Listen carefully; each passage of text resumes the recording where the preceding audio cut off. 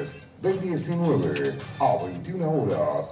2749. Política al hueso. Política al hueso. Solo aquí en 99.3. Radio Presidente Arturo Illia.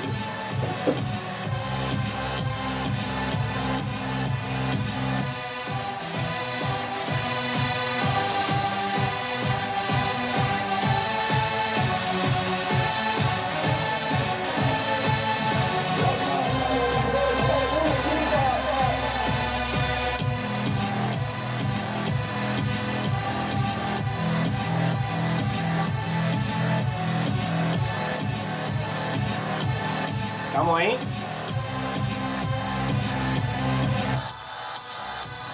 Muy buenas tardes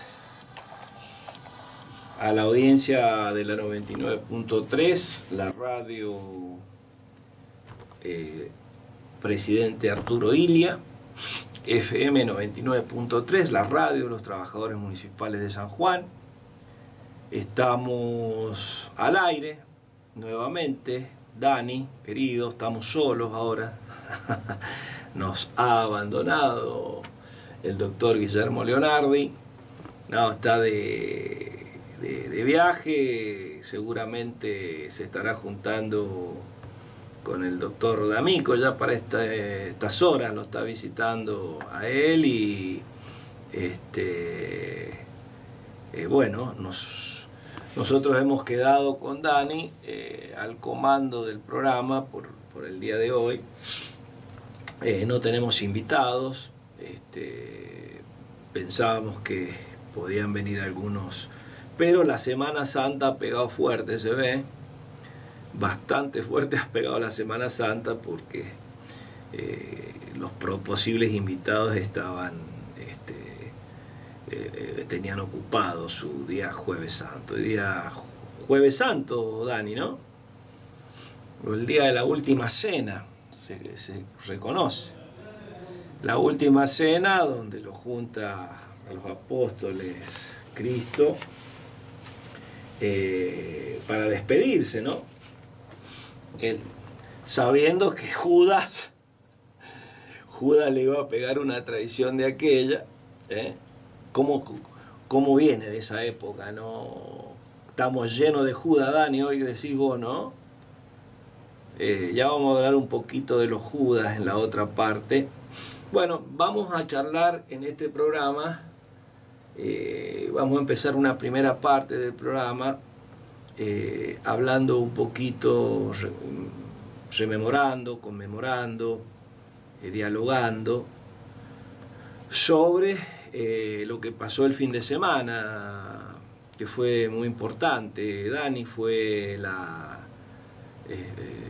conmemoración del 24 de marzo, el Día por la Justicia, la Verdad y la Memoria, donde hubo movilizaciones a lo largo y a lo ancho de nuestro país, realmente masivas, ¿no? Movilizaciones masivas que abarcaron a todas las generaciones, desde niños hasta personas de la tercera edad, jóvenes, diversas organizaciones políticas, ¿no? Desde el radicalismo, el justicialismo, la izquierda, sectores independientes, muchos movimientos sociales, muchas organizaciones sociales, muchísimas agrupaciones se veían, Dani, aquí en San Juan también, ¿no? ¿Cuántas personas habrá habido en San Juan, Dani? 10.000, 15.000 personas más o menos. La movilización comenzó como es tradicional, frente a la catedral, en la Plaza 25 de Mayo, y se concluyó en el Parque de Mayo, en un escenario montado por organizaciones de derechos humanos, hijos principalmente, y ahí hubo un pequeño acto, y en ese acto se dijeron algunas palabras, pero muy concurrida, muchas cosas para hablar. Ahí están entrando también por Instagram, una amiga, una gran amiga, Salomé, te mando un beso grande, espectacular persona. He entrado en Instagram, también estamos en Facebook, también estamos en nuestro canal, en YouTube, saliendo para todos los universos, Dani, y estamos saliendo al aire por la 99.3, ya lo dijimos, en la radio de los trabajadores municipales de San Juan. En esta movilización del domingo, muy nutrida, algunos entienden que es la situación especial que se está viviendo en el país, donde hay mucho dolor por la situación económica y social, en gran parte de la población que está sufriendo fuertemente una situación económica muy, muy grave. Algunos pensamos que más allá de eso hay una conciencia muy fuerte en la sociedad argentina, más allá de las diferencias políticas de distintos sectores, más allá de las discusiones políticas, hay una conciencia que se ha construido desde que se derrotó la impunidad que generaron la obediencia debida, el punto final y los indultos dictados en los gobiernos de Alfonsín y Menem. Se ha generado una construcción de conciencia muy fuerte a la par del desarrollo de los juicios de lesa humanidad contra los genocidas, contra los terroristas de Estado, tanto de la última dictadura militar como antes de la última dictadura militar. Por ejemplo, Dani, aquí en San Juan, nosotros que hemos sido parte del segundo megajuicio en delitos de lesa humanidad que se llevó adelante en la provincia de San Juan, tuvimos con el doctor Antonino D'Amico, sobre todo tuvo un testimonio, bueno, el doctor Antonino D'Amico, secretario general de este gremio, ustedes saben que fue preso político. Él fue detenido en la dictadura militar por defender precisamente a presos políticos que venían presos antes de la dictadura militar, antes del 24 de marzo, ¿no? Donde el testimonio del doctor D'Amico, como una de las víctimas de esa segunda megacausa, fue muy útil para, junto con diversos testimonios, determinar la comisión de delitos de lesa humanidad antes del 24 de marzo, ¿no? En pleno gobierno nacional de Isabel Martínez de Perón y el doctor Eloy Camos en la provincia, ¿no, Dani?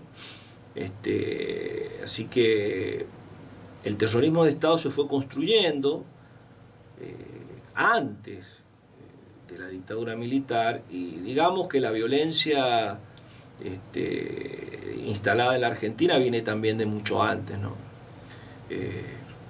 Empecemos a tener en cuenta lo que fue la violencia previa y post y durante el derrocamiento de Perón, y bueno, la violencia que todos conocemos, anterior, ¿no?, a las grandes luchas de los movimientos obreros, de los trabajadores, hasta momentos mucho más anteriores que hacen a la conformación de la patria, ¿no? Pero esta violencia terrorista de Estado, como se la ha definido jurídicamente, está definida en los instrumentos internacionales de derechos humanos, este genocidio que se produjo en la Argentina, como decimos, tuvo anterior al 24 de marzo, comenzó principalmente con los operativos de la AAA, lo que muchos identifican con la derecha peronista, como así se le suele denominar, de la cual, como te decía, Dani inclusive fue también dirigente de este sindicato. En ese momento aspiraban a disputar la conducción del sindicato y eran perseguidos, eran por la AAA y por la burocracia que estaba en el sindicato en ese momento, de la derecha peronista. Inclusive hubo relatos de... fueron en plenas campañas electorales, fueron salvados por alguna información de alguna trabajadora que tenía un vínculo con agentes de la Policía Federal, de que inclusive iban a sufrir atentados en el Cerro del Villicún en plena campaña que iban a Hachal en plena campaña sindical, ¿no? O sea, después el doctor D'Amico, en su relato, en su declaración, comentó cómo él tenía que ir para poder visitar a los presos que estaban en el penal de Chimba, los presos políticos, tenía que ir a pedir permiso al RIM 22. O sea, los recibía, no iba al juzgado, no iba al Poder Judicial, ni siquiera iba al Poder Ejecutivo, sino que iba al RIM 22, ¿no? Bueno, diversos, numerosos son los testimonios. Hay un punto negro para mí, después de la participación en los juicios, que es muy evidente en toda la prueba producida, por qué no ha sido juzgado y condenado Graci Susini, ¿no?, que era el jefe de policía de la provincia de San Juan, anterior al 24 de marzo, que fue excluido por un dictado de falta de mérito inexplicable, porque de las audiencias, de los debates y de todos los testimonios, gran parte de los testimonios, surge claramente la participación de fuerzas de la policía de la provincia de San Juan, surge su participación en operativos anteriores al 24 de marzo en la persecución de militantes, de personas, en los secuestros. Ha habido casos de personas secuestradas antes del 74, detenidas en las centrales de policía, donde fueron torturadas y violadas. Pero bueno, toda esta violencia que se iba incrementando y que alcanzaría sus niveles más altos durante el proceso militar, ya con los militares en el control del poder total del país. Bueno, se resume todo eso, se conmemora, se recuerda en el 24 de marzo. Y esta fecha, como te digo, que fue declarada feriado nacional ya hace tiempo, esta fecha de conmemoración está muy grabada en gran parte de la población argentina, ¿no? Y a la luz de los juicios de lesa humanidad, de lo cual Argentina podemos decir que es una de las vanguardias mundiales, ¿no?, en ese aspecto de la justicia, pese a que la justicia argentina está tan cuestionada por su dependencia, su parcialidad, su corrupción en muchos puntos, está su incapacidad de poder dar satisfacción a la sociedad en su función en gran parte, ¿no? Bueno, en este punto de los juicios de lesa humanidad se ha ido construyendo lo que se llama en derecho penal la verdad real, ¿no? La verdad real de lo que aconteció en esa época. Y enfrente de esas verdades reales que fueron apareciendo en los juicios, como los represores, genocidas, secuestraban, torturaban, violaban, asesinaban, desaparecían, secuestraban niños, se apropiaban de niños, cometían delitos de los más aberrantes contra las personas, ¿no? Como en centros clandestinos de detención, con un verdadero aparato terrorista montado desde el Estado para exterminar y controlar a un sector social de la población. Esto fue un verdadero genocidio, como lo ha calificado la justicia argentina, que ahora pretende ser tergiversado, pretende ser desfigurado por los actores políticos más importantes de la Argentina, ¿no? Desde el presidente y la vicepresidenta sobre todo, tratando de tergiversar en muchos puntos, falseando en muchos puntos, generando debates inocuos en cuanto a esa tremenda realidad que se vivió en el país, ¿no? Vemos debates absurdos como el número simbólico que utilizamos los organismos de derechos humanos, y lo utilizamos desde muchos años, ¿no? Porque no existe una cifra precisa y exacta. Existen muchos casos sin conocer, inclusive el número de la cifra de los 30.000, cifra simbólica, puesta en duda de una manera absurda,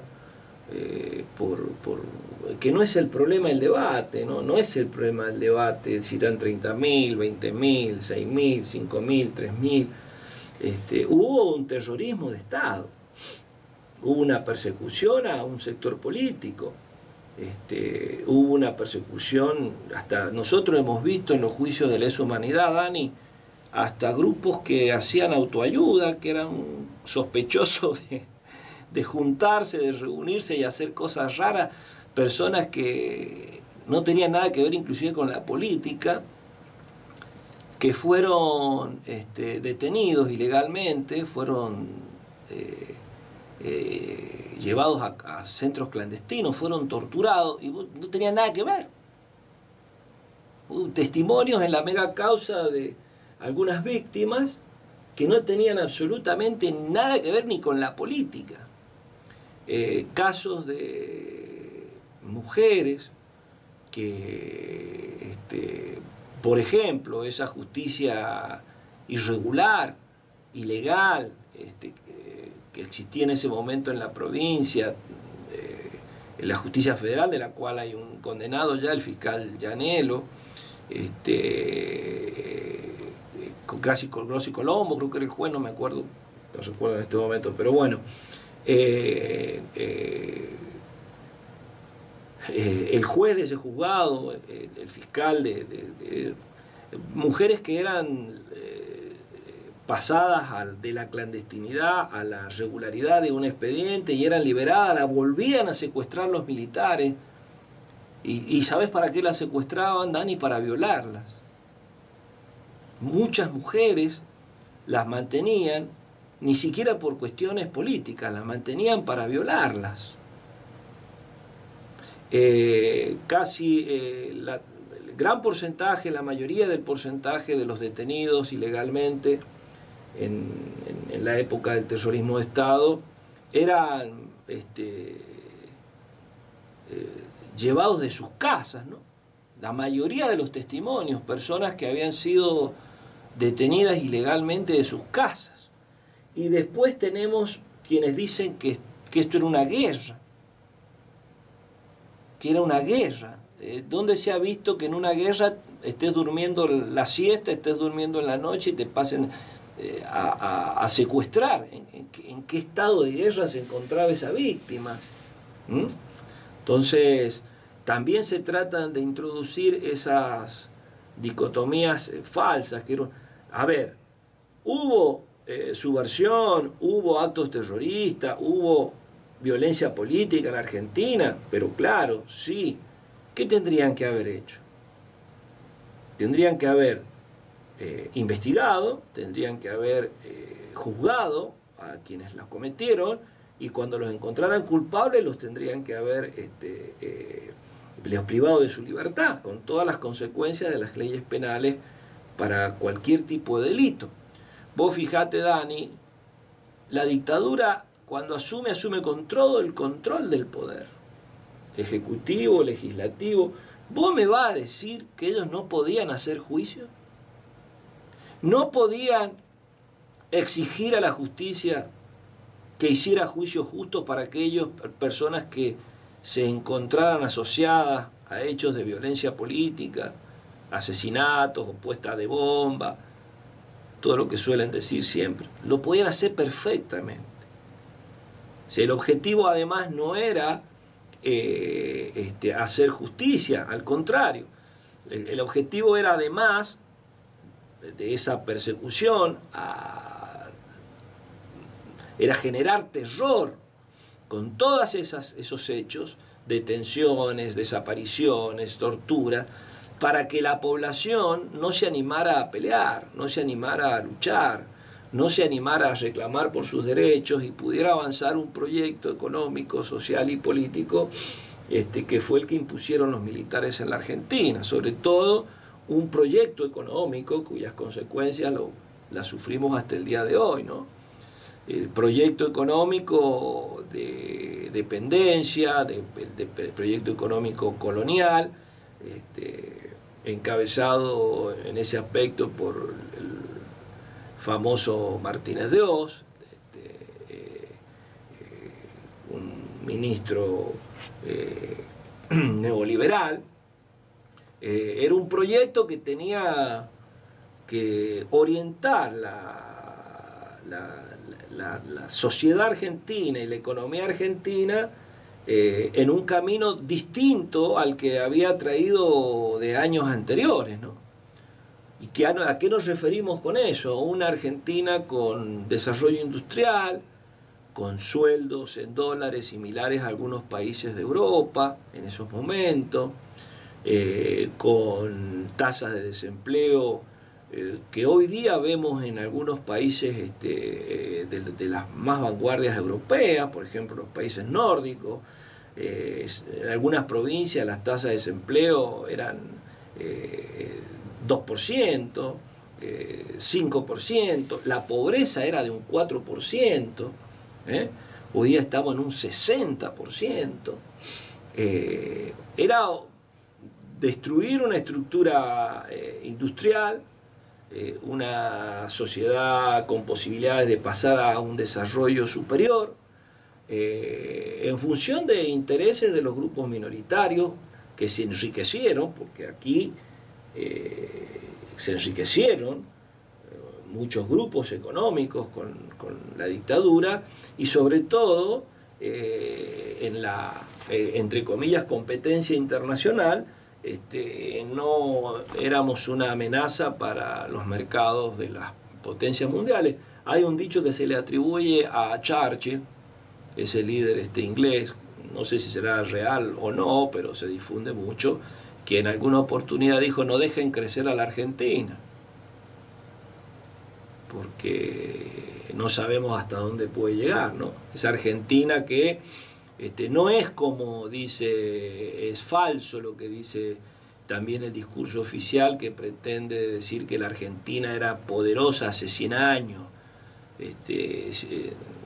Argentina en ese momento tenía unos niveles de desigualdad, de inequidad, de explotación, de violencia también altísimos, La Argentina realmente empieza a despegar cuando se va construyendo a la par de el desarrollo de las potencialidades económicas de la Argentina, una Argentina industrial y sobre todo una Argentina con equidad social, con justicia social, que hoy lo podemos apreciar con un mercado interno poderoso, con casi pleno empleo, y eso alcanza sus puntos más importantes en los gobiernos de Perón, y se mantiene esa estructura, y inclusive hay gobiernos como el de Ilia que la profundizan en materia de soberanía, con petrolera, en derechos sociales.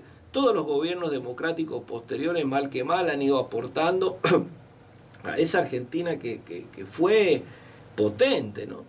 Y que nosotros logramos vivenciar. Antes del golpe vivíamos en el... y el golpe tenía esa continuidad también, porque entró en un proceso muy fuerte con el golpe de Estado, pero teníamos una situación económica y social muy, muy diferente a la que vivimos ahora. Yo todavía tengo recuerdos de niño, de todas esas épocas, y la situación económica y social, pese a que yo era muy niño, evidentemente, y atento al estado de desarrollo científico y tecnológico de la época, era totalmente diferente, ¿no? Uno lo puede apreciar, lo veamos desde el punto de vista de la pobreza fundamentalmente, ¿no? Lo veamos desde el punto de vista de la salud, y el sistema de salud tenía una contención muy diferente a la que hoy día tiene por las crisis que atraviesa. Lo veamos de la justicia. Había una justicia que no estaba en el tapete de los cuestionamientos como la que tenemos hoy en día. No había un Comodoro Pi que andaba haciendo persecuciones políticas con la justicia a cada rato. Había niveles de soberanía política, independencia económica y de equidad social muy diferentes. Luego del golpe, evidentemente, empieza un proceso que no pueden revertir e incluso profundizan los gobiernos democráticos después del 83, llegando a gobiernos que realizaron las propuestas algunas propuestas que ni siquiera la propia dictadura pudo realizar. Llegó Menem, por ejemplo, y aprovechando el flujo de la caída del muro de Berlín, la caída del socialismo, la deslegitimación,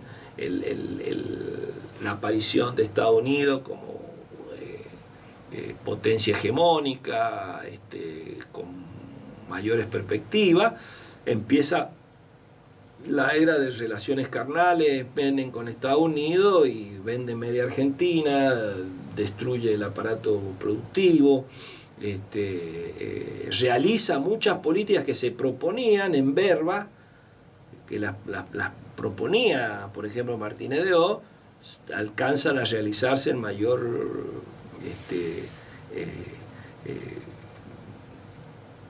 concreción en la época de Menem. Pero bueno,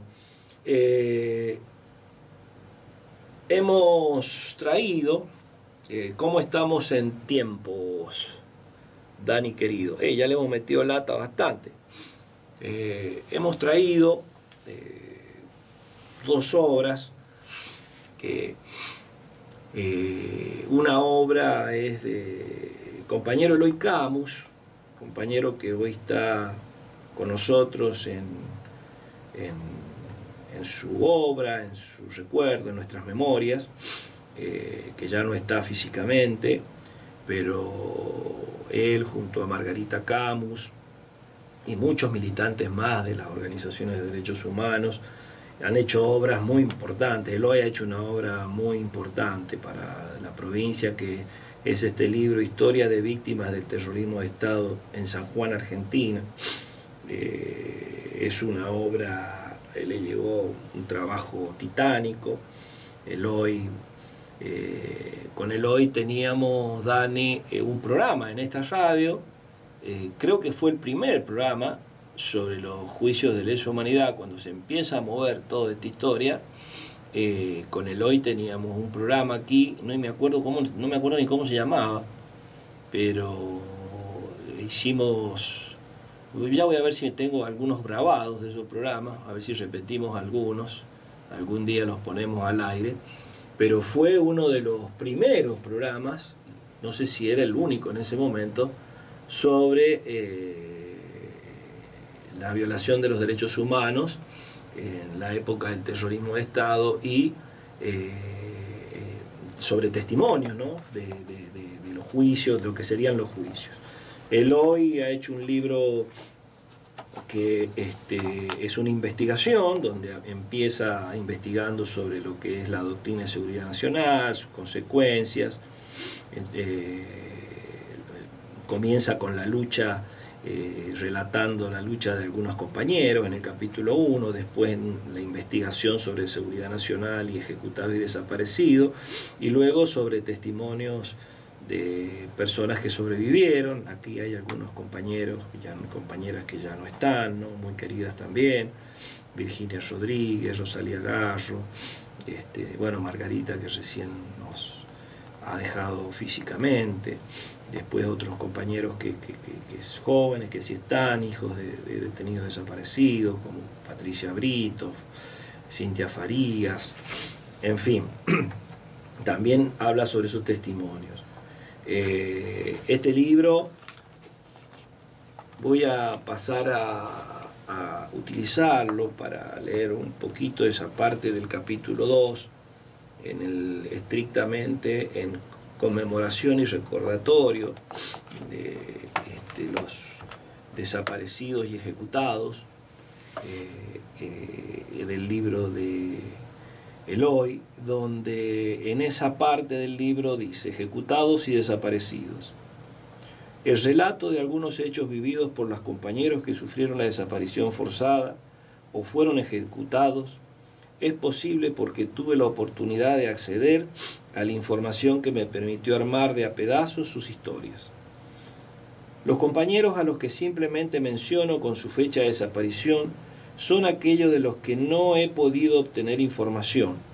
Me siento en deuda con ellos y considero que tenemos la obligación de seguir investigando para conocer quiénes fueron y lo que seguramente nos llevará a saber por qué se los llevaron.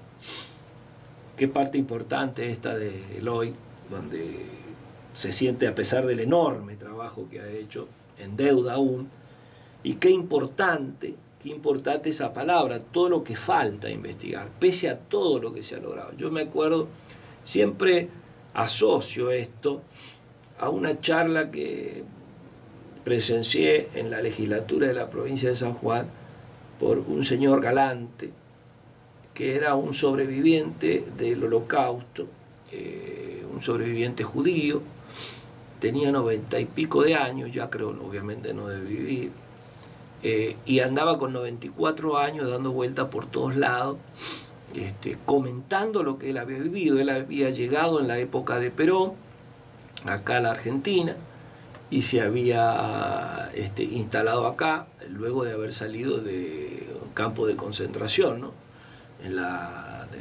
Controlado por la Alemania nazi. Y Galante, su mensaje principal era ese: la lucha es hasta que dejamos de vivir. La construcción de la memoria, la construcción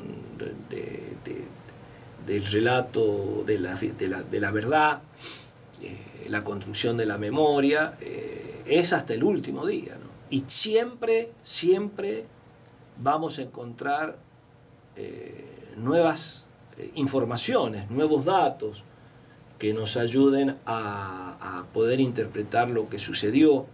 Y sobre todo,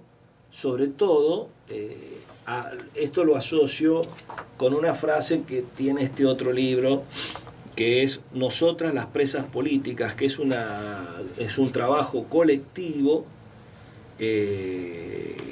realizado por una obra colectiva por 112 prisioneras políticas entre 1974 y 1983, donde tiene contenido 500 cartas escritas desde la cárcel, documentos sobre las normas y los procedimientos impuestos a presos por razones políticas del 74 al 76, y fotos de las cárceles de Villa Devoto, dibujos que hacían los detenidos. Y acá tiene este libro una frase de Jean-Paul Sartre, que dice: lo importante no es lo que han hecho de nosotros, sino lo que hacemos nosotros de lo que han hecho de nosotros. Esto lo asocio a esta reflexión del hoy, ¿no? O sea, lo importante es qué hacemos a partir de esto. Todo eso que falta, todo eso que hay que terminar de descubrir, hay que terminar de dilucidar, hay que terminar de, por ejemplo, los vínculos económicos de la dictadura. Es algo que todavía está, todo el entramado económico y social de la dictadura, todavía falta mucho, cómo se fueron construyendo fortunas, ¿no? A través del accionar de las políticas de la dictadura. Bueno, sigue esta introducción de este punto del libro de Eloy, diciendo: lo que sigue parecerá a veces una crónica policial, pero no encuentro otro modo de efectuar su relato. Los testimonios de algunas desapariciones se tomaron de las denuncias hechas ante la Asamblea Permanente por los Derechos Humanos por sus propios familiares. Y bueno, y aquí quiero recordar a mis compañeras y compañeros de la PDH que ya no están, que tanto trabajamos, ¿no?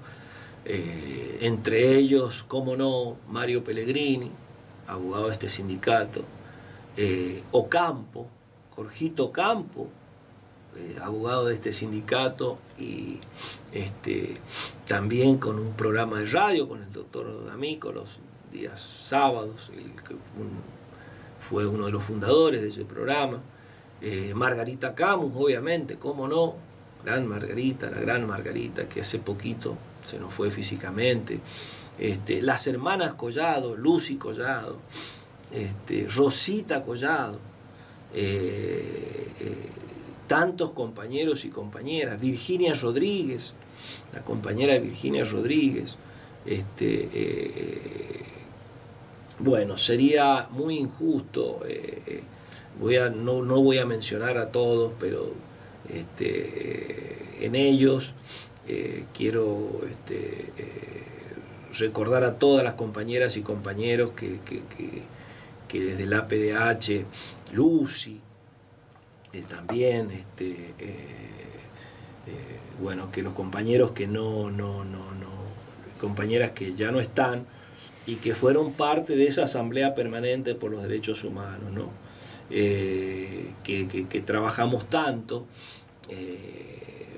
por los derechos humanos en esta materia, y no solo en esto, sino los derechos humanos desde el punto de vista integral, ¿no? Con ellos desde esa gloriosa APDH. Decíamos, los testimonios de algunos desaparecidos se tomaron de las denuncias hechas ante la Asamblea Permanente por los Derechos Humanos por sus propios familiares, otros mediante entrevistas realizadas a compañeros sobrevivientes o a personas que estuvieron cerca de ellos, como así también fueron algunos extraídos de los testimonios de la CONADEP o páginas de internet como Archivos de la Memoria y sus enlaces donde se menciona el listado de detenidos desaparecidos. Se respetó el orden cronológico, según la fecha de la desaparición forzada o la ejecución sumaria. Se encontrará en este listado parcial los nacidos en la provincia de San Juan y sus cónyuges, como así también compañeros oriundos de otros lugares que militaban en San Juan. Y luego empieza a dar esta crónica que dice Eloy, le suena una crónica policial. Pero bueno, así empezamos con Bert Castro Marcelo Aburnio, el 2/7 de 1971, de la Villa del Carril, acá nomás, de la ciudad de San Juan. A los 35 años sufrió la desaparición forzada.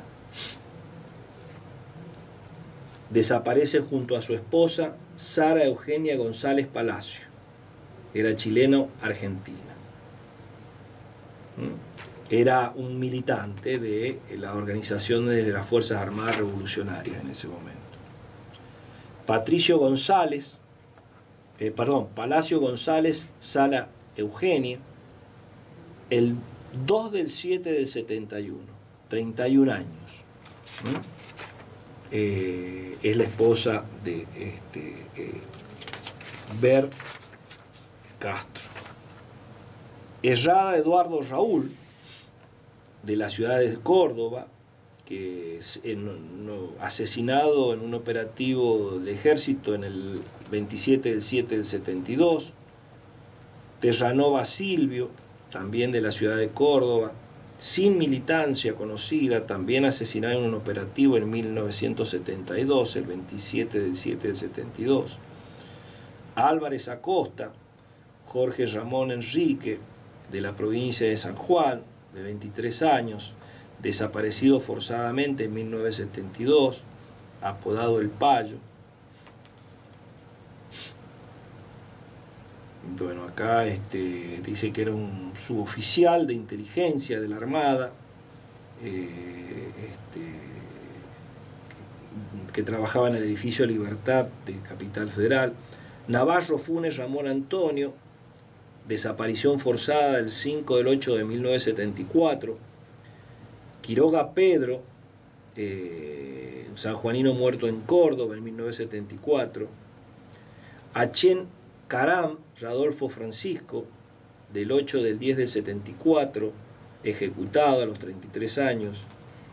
Marinero Oyeni Juan, el 31 del 1 del 75, fue comerciante, secuestrado por 4 civiles armados que viajaban 2 en un Ford Falcon, tenía 45 años, esos son los datos, desaparecidos forzadamente. Rodríguez Guillermo, el 14/4 del 75, en la ruta provincial número 8 y Panamericana, fue ejecutado. Bernal José Vicente, 26/6 del 75, de los Berros de Sarmiento, ejecutado en Mendoza. Ruarte Albina del Carmen, el 26/6 del 75, ejecutada en Rivadavia y Mendoza, también de los Berros, de acá de San Juan. Ferreira Alberto Patrocinio, el 1/8 del 75, fue desaparecido forzadamente en Campo de Mayo, la última vez que se lo vio, 26 años, está en los registros de la CONADEP. Vila Busto José Salvador, el 1/12 del 75, en la ciudad de Mendoza, era estudiante de servicios sociales de la UNSJ, desaparecido forzadamente. Palacio José Serapio, desaparecido forzadamente el 11/12 del 75, en el Palomar, provincia de Buenos Aires. Herrero José Luis, desaparecido el 9/3 del 76 en la ciudad de Mendoza, era un estudiante de Ciencias Económicas de la Universidad Católica de Cuyo. Malverti Jorge Eduardo, fue desaparecido en Córdoba, Alberdi, el 27/3 del 76, tenía 26 años, era colega, abogado. Recabarren Carlos Washington, desaparecido el 1/4 del 76, desaparición forzada en Colegiales, Capital Federal, era plomero. Valibeao Cilerol Edmundo Samuel, el 14/5 del 76, fue desaparecido, tenía 20 años, era taxista, desapareció en Mendoza. Luna Valle Rosa Sonia, desaparecida el 26/5 del 76, en 3 de febrero, en Rafael Mendoza, era secretaria de una empresa constructora. Petersen, Thiele y Cruz. Ponce Gordo Rodolfo Alberto, desapareció el 1 del 6 del 76, tenía 21 años.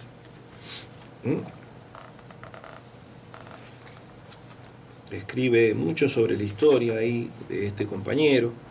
Nieto Alberto José, en junio del 76, desaparece forzadamente en Buenos Aires, tenía 23 años.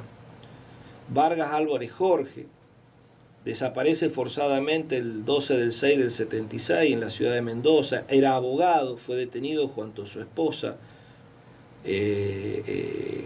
hijo y la esposa.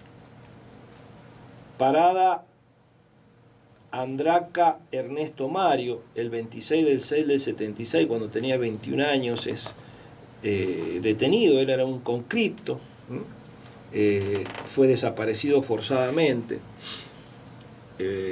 Gómez Scalzo María Elena, desaparece en junio del 76. Tiene datos de La Perla, una desaparición forzada. Brito Domingo, desaparece entre junio y julio del 76 en la provincia de Mendoza, 26 años, desaparece forzadamente. Estudiaba en la Facultad de Ingeniería de la Universidad Nacional de San Juan.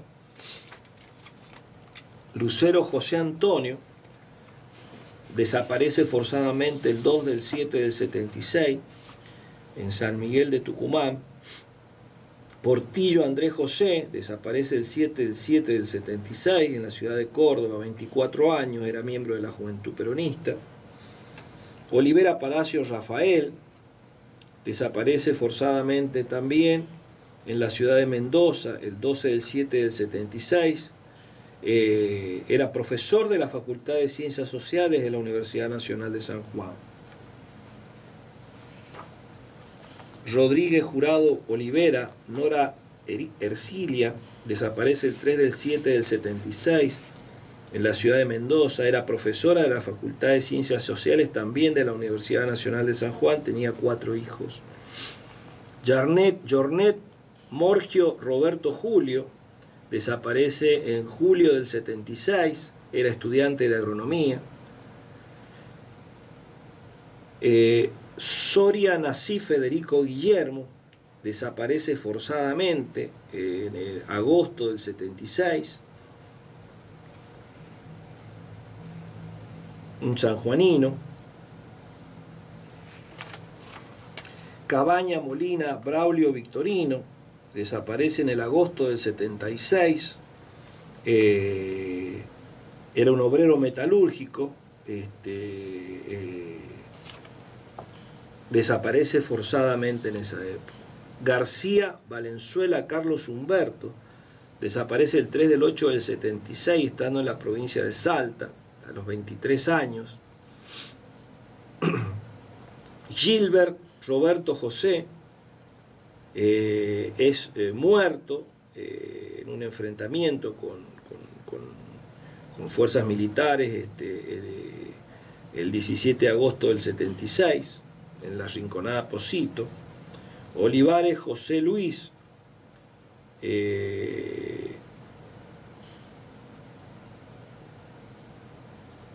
estudiante de geología, tenía 27 años, fue secuestrado de su vivienda también de Villa del Carril. Leonetti Borden Jorge Antonio, desaparece en agosto del 76, estaba en Capital Federal. Farías Nicolás Alberto, el 26 del 8 del 76, es ejecutado por una patota del RIN 22 en la ruta que une la ciudad de San Juan con Sonda. Tenía 23 años.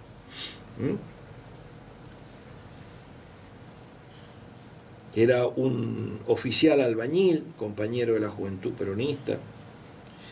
María Magdalena Mainer, el 15 del 9 fue detenida, del 76, a los 27 años de edad.